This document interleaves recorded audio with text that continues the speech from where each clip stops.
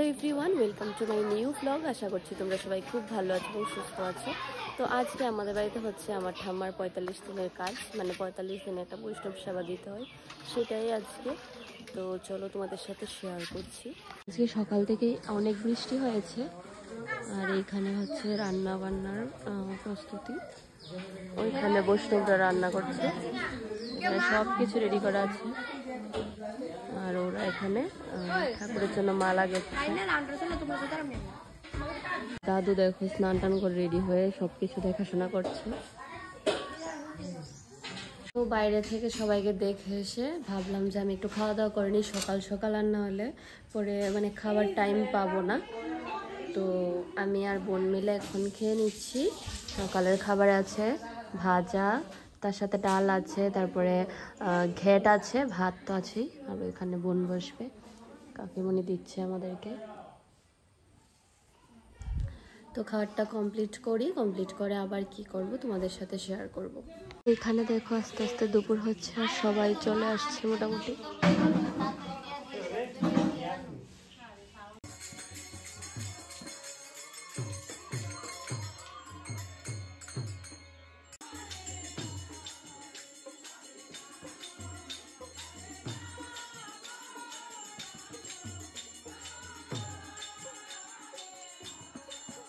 আর ঠাম্মা চলে যাওয়ার পর প্রায় অনেক দিন পর বাড়িটাকে একটু ভরা ভরা মনে হচ্ছে, যেহেতু সবাই মিলে এসেছে, খুব ভালো লাগছিল।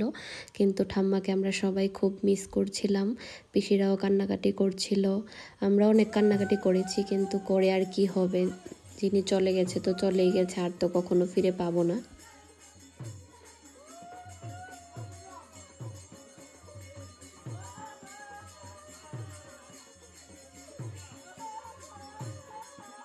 তারপর কীর্তন শেষ হওয়ার পর কিন্তু যারা যারা এসেছিল মোটামুটি সবাই প্রথমে বসে পড়েছিল প্রসাদ নেওয়ার জন্য।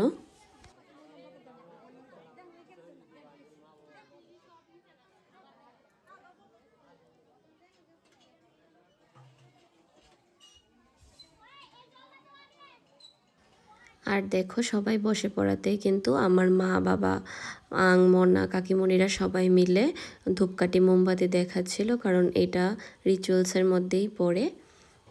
আর জানো ঠাম্মার কথা খুবই মনে পড়ছিল সেদিন, কারণ 45টা দিন হয়ে গেল ঠাম্মা আমাদের সাথে নেই।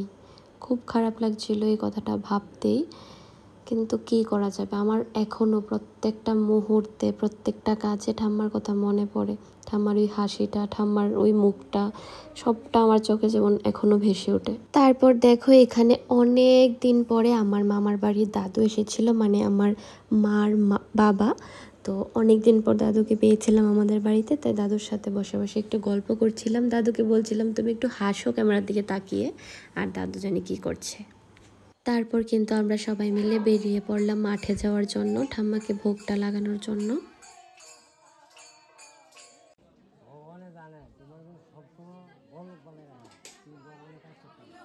রয়্যাল আঙ্কেল এদিকে ঘুরো।